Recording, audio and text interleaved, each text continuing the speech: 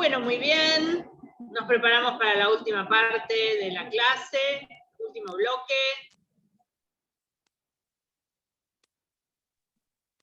Apago micrófonos que quedan abiertos y continúo. Entonces, dejé la flor del irupé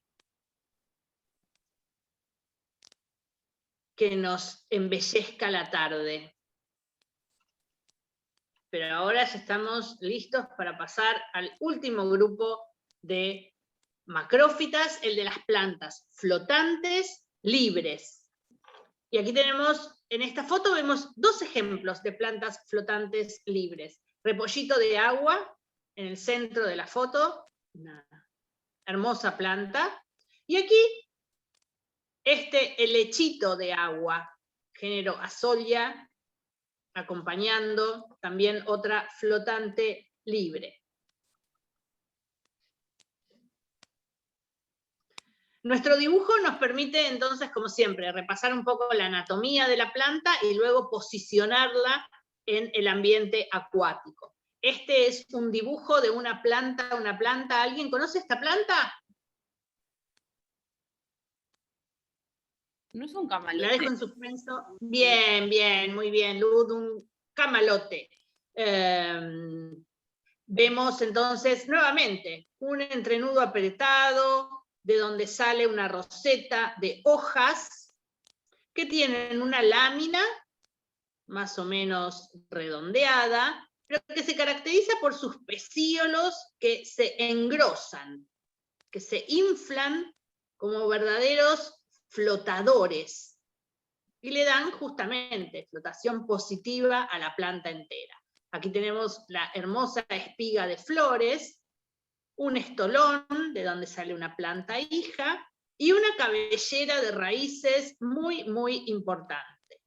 Porque estas plantas, bueno, algunas cosas ya las vamos a poder responder rápidamente porque las vimos en los otros grupos.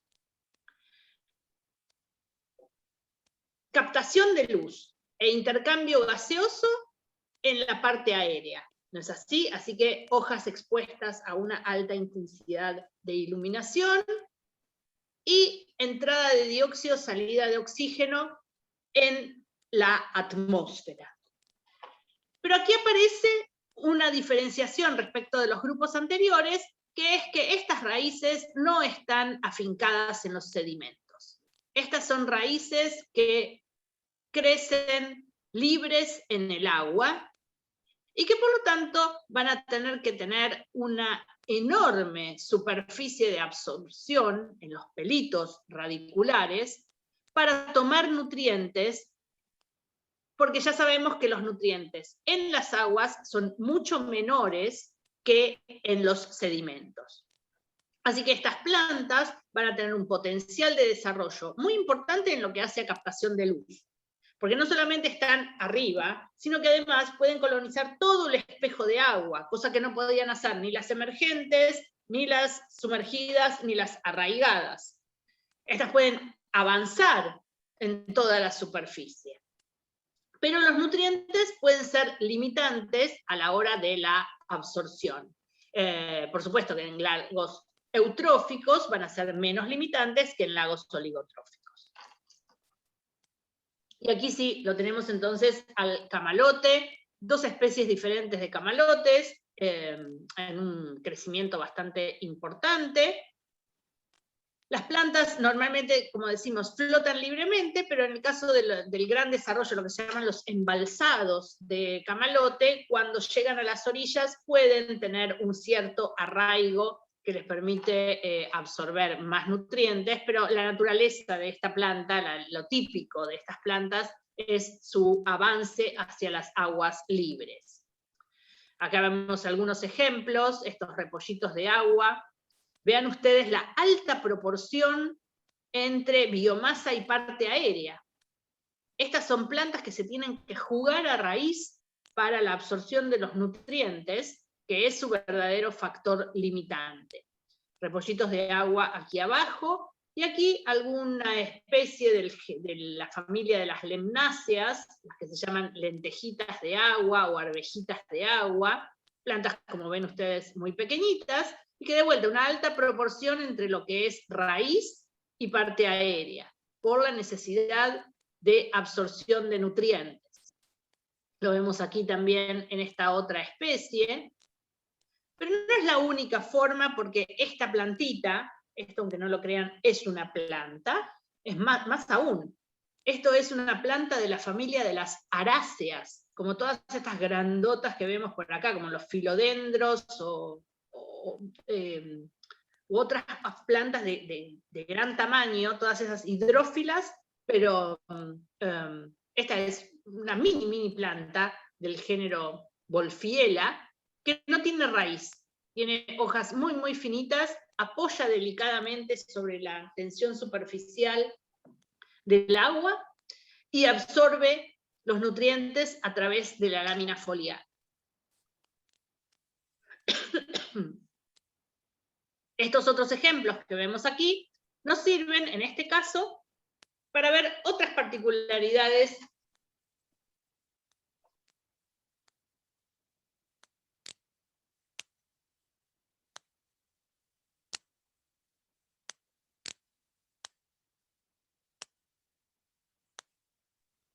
disculpen. Decíamos entonces que esta de aquí la voy a usar para hablar de otras particularidades en la adaptación de la captación de nutrientes. Esta que estamos viendo es una pteridófita. ¿Se acuerdan cuáles son las pteridófitas? Ay, botánica, ¿cuánto tiempo hace? Los helechos son pteridófitas. Este es un helecho de agua. Y esta plantita, este helecho del género Azolla, la destacamos porque la hemos mencionado también en la clase pasada, en la clase de fitoplancton. Cuando hablamos del fitoplancton y mencionamos uno de los grupos verdaderamente más importantes y más interesantes, las cianofitas, hablamos de su habilidad para fijar nitrógeno molecular, nitrógeno gaseoso disuelto en el agua, que otras plantas no pueden absorber porque necesitan absorber nitratos o amonio. Y sin embargo las cianofitas, como tienen la genial enzima nitrogenasa, pueden partir en dos el N2 y reducirlo, por lo tanto acceder a una fuente de nitrógeno casi ilimitada en el agua, cuando las otras especies lo encuentran limitante. Entonces, en circunstancias de abundancia de fósforo, el nitrógeno se torna limitante, las que reinan entonces son las cianofitas, que pueden fijar el nitrógeno atmosférico. Y habíamos dicho que las cianofitas, fijadoras de nitrógeno, son todas ellas de vida libre, a diferencia de las fijadoras de nitrógeno de los suelos, que en general son simbiontes. La excepción entre las cianofitas fijadoras de nitrógeno libres de las aguas son las del género Anabaena. Anabaena puede formar simbiosis en la raíz de Azolla, de tal manera que así como la soja se beneficia de Rhizobium, Azolla se beneficia de Anabaena, absorbiendo moléculas orgánicas ricas en nitrógeno que se fijan en la actividad de la cianobacteria. Tanto es así que Azolla se deja y se estimula su crecimiento en cultivos de arroz, para que indirectamente el arroz se vea beneficiado del nitrógeno del cual se carga Azolla, y cuando muere y se descompone, fertiliza de nitrógeno a los campos de cultivo de arroz. La especie que veíamos aquí arriba nos sirve para pasar a otras adaptaciones de estas plantas, que es el tema de la flotación, cómo mantenerse a flote. Porque bien vemos entonces que estas hojas están expuestas al aire. Si se hunden, ya no, dejan de tener la ventaja adaptativa de la captación de luz. Entonces aparecen adaptaciones para mantenerse flotando sobre la masa de agua. Aquí tenemos plantas del género Salvinia, acordeoncito de agua, y las vemos con todos estos pelitos, tricomas, que de hecho son estos que vemos aquí arriba, que dejan cámaras de aire. Estas hojas no se mojan, porque todos estos tricomas quedan como globitos de aire que le dan fuerza de flotación positiva y esta planta nunca se hunde. Otras estrategias las vemos aquí. Tricomas hidrófugos del repollito de agua, que hacen que, ven ustedes que las gotitas forman perlas sobre las hojas que no se mojan. Estas gotas se escapan, se caen de las hojas, no le cargan de peso, y la hoja se mantiene flotando. Los aerénquimas también están muy difundidos, aerénquimas distintos en tipo y función de los que veíamos en las plantas emergentes para llevar oxígeno a las raíces. Estos son aerénquimas de flotación, se mantienen como salvavidas, bien turgentes, bien inflados, para darle flotabilidad a las plantas. En este caso, este es el pecíolo engrosado de una hoja de camalote que le da su flotación. Otras son tan pequeñas como estas pequeñas lemnáceas, tan delicadas, tan pequeñitas, tan livianas, que apoyan sobre la tensión superficial del agua sin cargarla de peso. Y aquí vemos entonces que, bueno, relaciones de las cuales ya estuvimos conversando, ¿no es cierto? Porque la aparición de cada nuevo conjunto de productores cambia las relaciones de competencia y quién se queda con los recursos de nutrientes y de luz disponibles para la fotosíntesis. En esta parte de la figura, en la parte B, lo que vemos es el reino del fitoplancton. Cuando tenemos la columna de agua relativamente clara para la penetración de luz y los nutrientes están disponibles en la columna de agua, entonces el fitoplancton puede desarrollar perfectamente su crecimiento, su biomasa, y indudablemente son los principales productores de las aguas libres. Pero si estas aguas libres se ven colonizadas por el crecimiento de las plantas flotantes, entonces estas plantas flotantes indudablemente están primeras para la captación de luz. Son las que reciben, en primer lugar, la energía lumínica. Y como veíamos en esa fotografía que nos mostraba el ambiente lumínico que quedaba por debajo de las hojas flotantes, ya la iluminación es diferente, lo cual reduce el crecimiento del fitoplancton. Si además estas plantas están absorbiendo nutrientes, el fitoplancton se ve en jaque.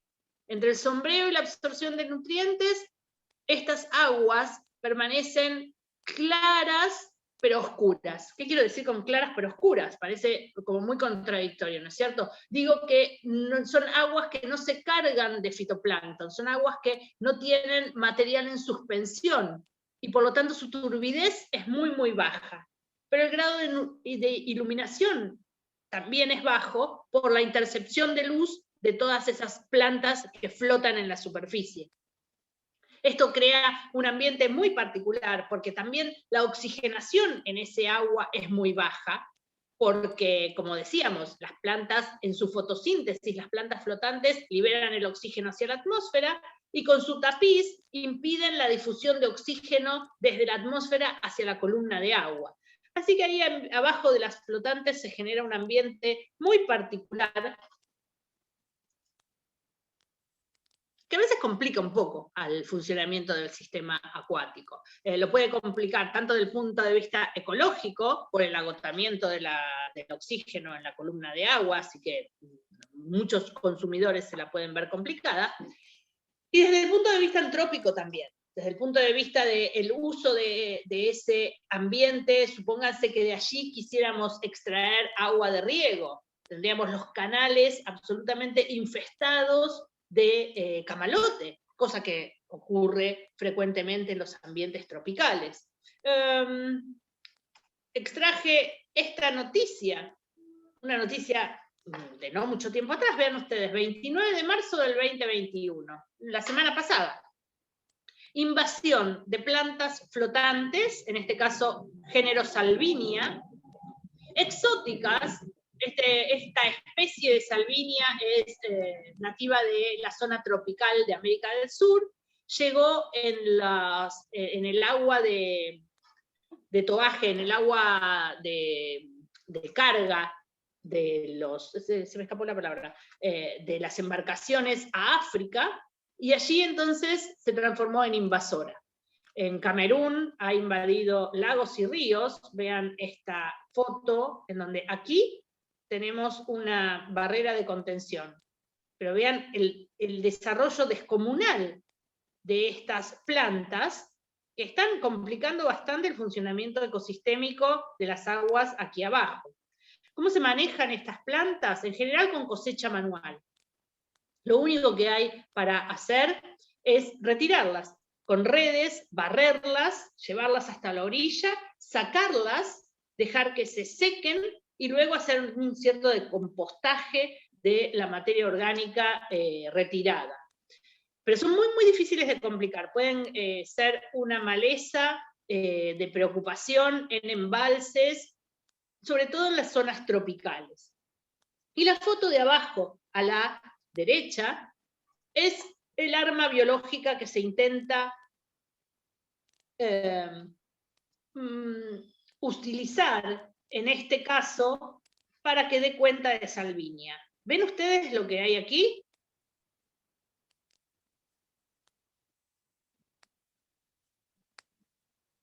¿Identifican estos bichos?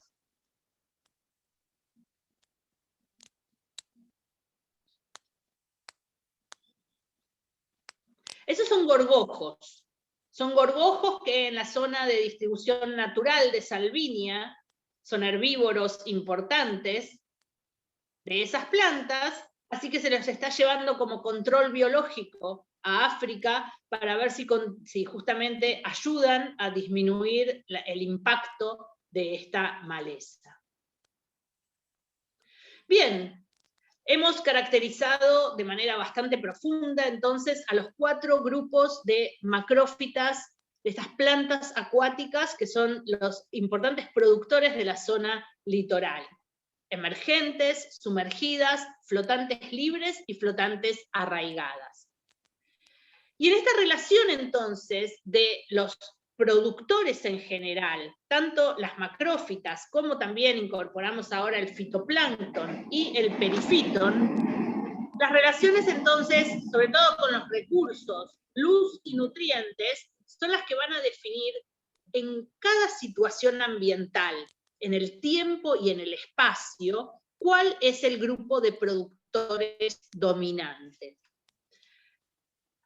En la parte de la izquierda de la figura vemos las relaciones con la luz. Y si ponemos en el ambiente distintos grupos de productores, las plantas flotantes, el fitoplancton adentro, las macrófitas sumergidas, el perifitón, vemos que la luz viene de arriba para abajo. Así que las que estén más arriba son las que primero captan a la luz y embroman a las demás. La proliferación de plantas flotantes afecta al crecimiento de fitoplancton, de macrófitas, de perifitón. Si no hubiera plantas flotantes, el excesivo crecimiento del fitoplancton puede disminuir tanto la disponibilidad de luz que impide el crecimiento de las macrófitas sumergidas. Y la proliferación del perifitón sobre las hojas de las macrófitas también afecta a su crecimiento. Así que vean ustedes que el factor luz y la posición física de los distintos grupos de productores es uno de los factores o de los juegos que se definen a la hora de la competencia por recursos. En la parte derecha del gráfico está la competencia por nutrientes. A diferencia de la luz, que tenía el gradiente de arriba para abajo, los nutrientes tienen el gradiente de abajo para arriba. Entonces, de vuelta, la posición ventajosa va a ser la de aquellas plantas que tengan arraigo y sean las que están en un entorno de absorción más favorable. Aquí entonces los nutrientes pueden ser, en primer lugar, absorbidos por las plantas sumergidas arraigadas, por las plantas con hojas flotantes y también arraigadas, por las plantas emergentes, y el fitoplancton y las plantas flotantes libres son los que más desfavorecidos están a la hora de captación de nutrientes. También entonces vemos que, de acuerdo a la dotación de nutrientes, si ellos son el factor limitante más importante, entonces más crítica es esa competencia y va a ser la que defina qué grupo de productores es el más importante, dejando un poco de lado la competencia por luz. En aguas claras, la competencia por luz no es tan intensa. En cambio, si hay una alta dotación de nutrientes, no es tan importante la competencia por nutrientes y es mucho más importante la competencia por luz.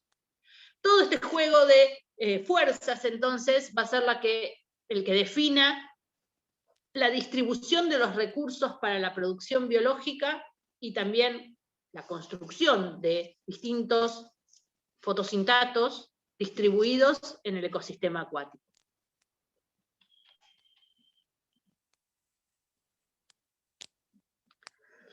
Llegamos entonces a la construcción de ambiente.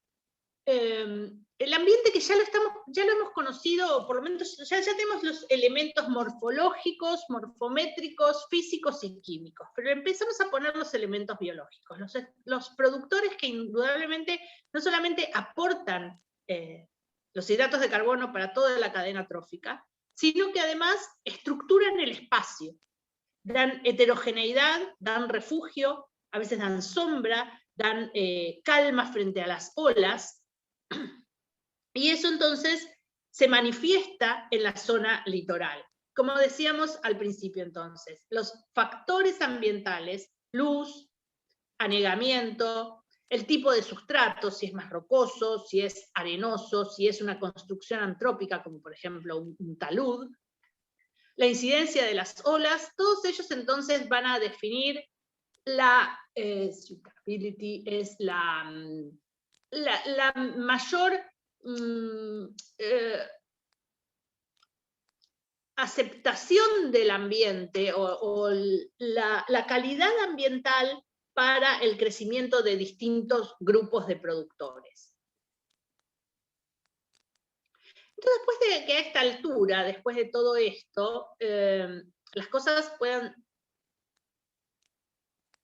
parezcan más sencillas y a la vez más complejas, ¿no es cierto? Es decir, hemos aprendido un montón de cosas para entender, pero todo lo que aprendimos y pudimos entender, en vez de facilitar el ambiente, lo ha complicado. Pero bueno, así es la ecología, ¿no es cierto? Complicándolo todo siempre.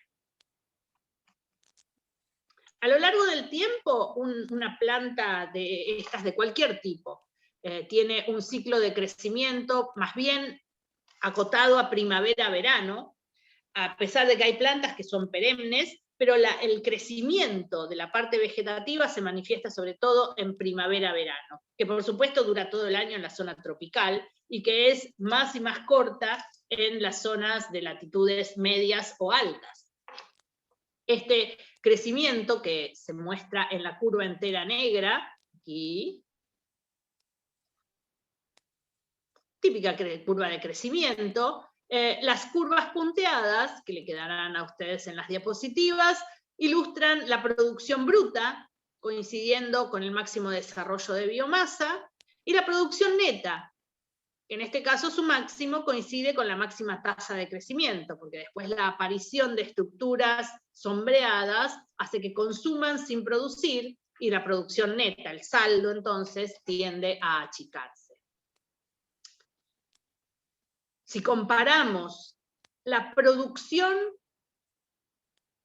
biológica en toneladas por hectárea por año de distintos grupos de productores, vean ustedes que tenemos aquí bosque, pastizal, macrófitas emergentes, macrófitas sumergidas, perifitón y fitoplancton, vean la diferencia en producción.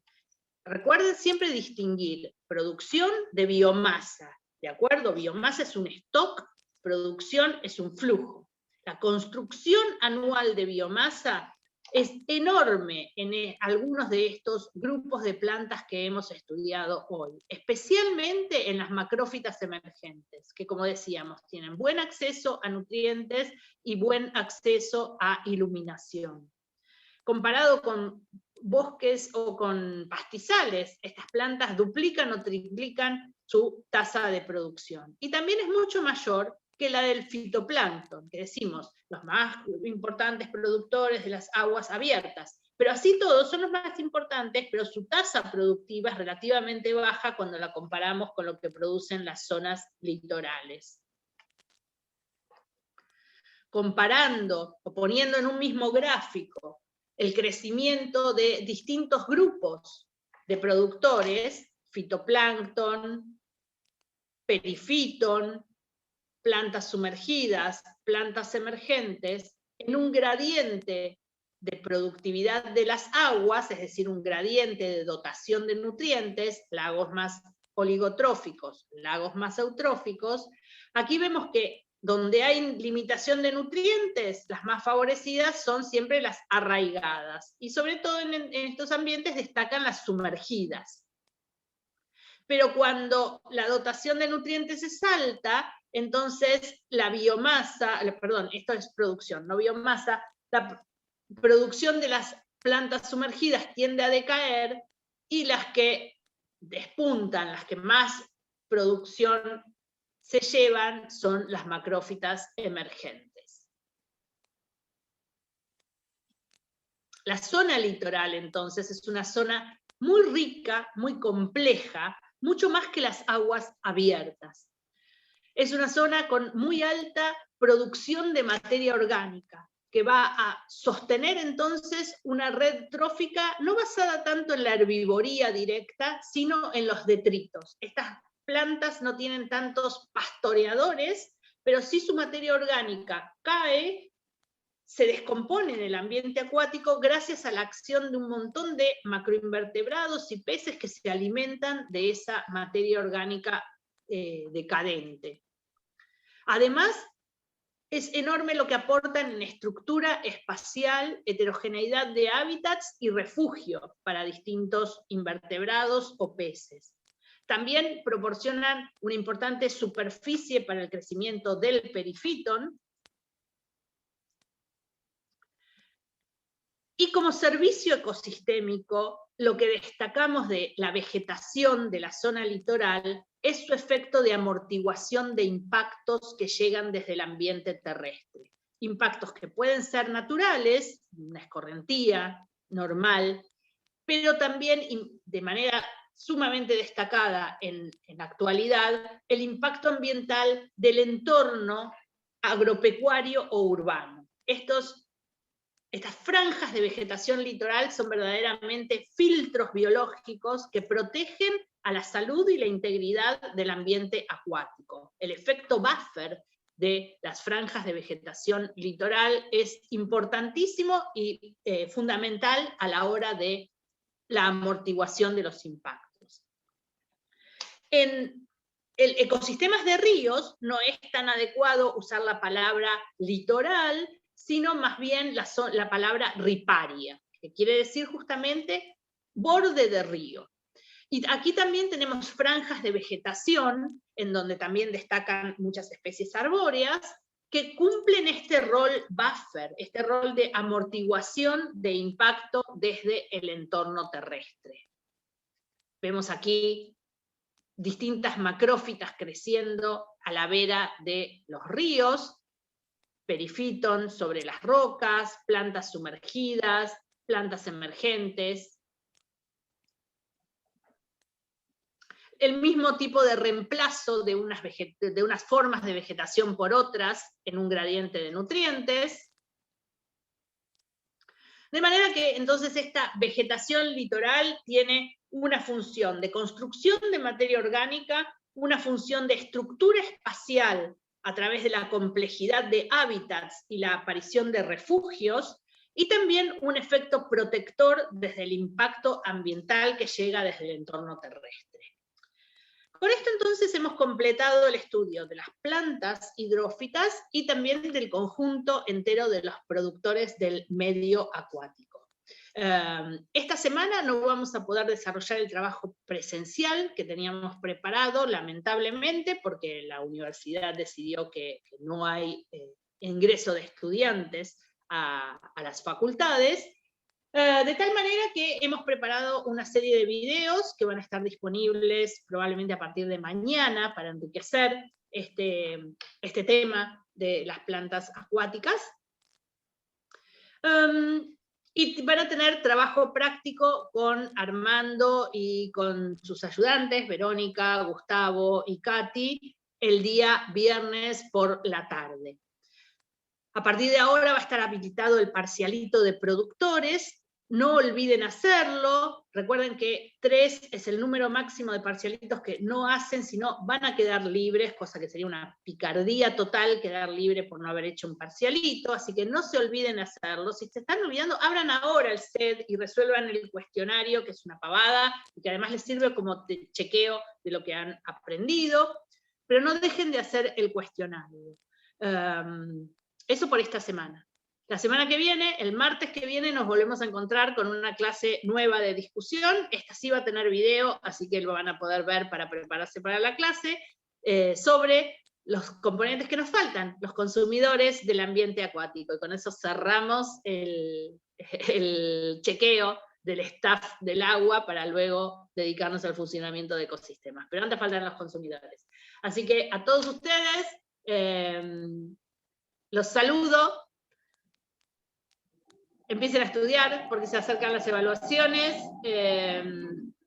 Cuídense de esta maldita pandemia que nos tiene a todos en jaque, repodridos en nuestras casas y con la cara cubierta por el barbijo. Cuídense, cuiden a las personas que quieran. Aprovechen para estudiar, para adelantar en su carrera. Quedan algunos minutitos, me quedo por todas las preguntas que quieran hacer. Y si no, los saludo hasta el martes que viene. Adiós a todos los que se van. Chao, María. Gracias por la clase. Chao. Chao, Mónica. Chao, Carlos. Gracias. Adiós. Muchas gracias. Julieta, Florencia. Chau, chau.